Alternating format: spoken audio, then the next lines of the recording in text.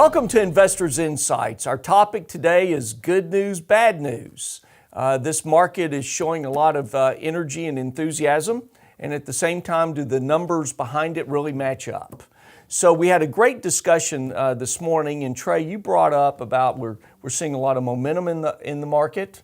But talk about that. Yeah, it's kind of interesting. A lot, when you hear the market is up, market's hitting all-time high, it's very important to think about and listen to what are they describing as the market. Right. So over the last 2 weeks, the Dow Jones Industrial Average, which is 30 stocks, is up over 500 points. But the S&P 500 and the NASDAQ are both flat, and then the NASDAQ is actually down. So what is the market? It can vary on what your returns actually are. The Dow, the reason the Dow is up and the others are not is that the Dow being 30 stocks is also price weighted, so certain stocks can have a very large outsized impact depending on what their price is. For example, Boeing is over 7% of the Dow Jones Industrial Average. Apple is over 4% of the Dow Jones. Right, and let me say this: we're not making recommendations. No, obviously not. To buy those stocks, but what we're trying to emphasize is that they now can really move. One that stock index. can really move the market. You've got one stock that have a good earnings day. The other 29 could be down, but that one stock makes the market in the Dow be up. But so when it's reported from a mental picture standpoint, people go, "Wow, the whole market's up." That's not necessarily the case, and that's why our theme is good news, bad news. Talk about that. Good news, the Dow is up. Bad news, the rest of the market is actually down. And so if you don't own those very particular individual companies like an Apple or a Boeing that are really pushing that Dow up, then your portfolio and investments are unlikely to be up as well. And so good news, Dow is up. Bad news, everything else is kind of down to flat over the last few weeks. Yeah, it's not exactly all moving together like that. Correct. Yeah, okay. All right. And then from the standpoint, other numbers that were brought to our attention this morning.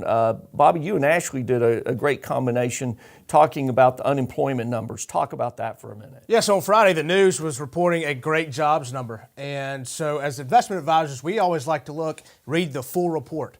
And after reading the full report, we found some numbers that weren't as exciting as the news was talking about. Had our attention. Yeah, and part of that jobs number was a little concerning in that part-time jobs gained were 393,000.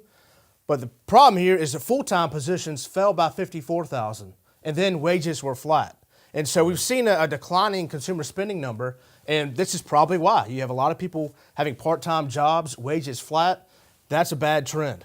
And so, Ashley, I know you can have other stuff to talk about there as well. Yeah, bottom line of Tie it that is, together. good news is the fact that number is low. Bad news is we're not getting any wage growth in it. Right. I mean, you can drive the number down, but if you're not getting any wage growth in it, it doesn't help you much. Right. The wage growth is only up about 2.5%, very anemic, and the problem is it's been that way for a while.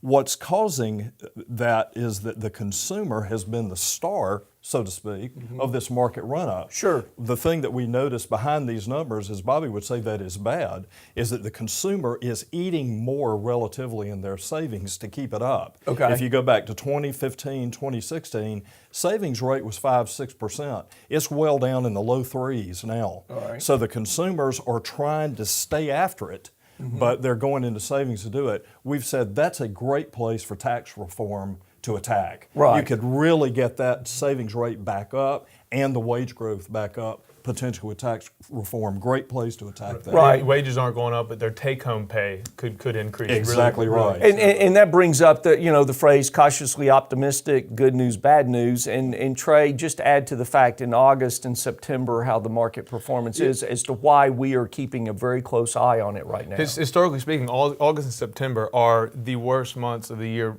in terms of performance. It makes kind of sense. People are coming back from vacation.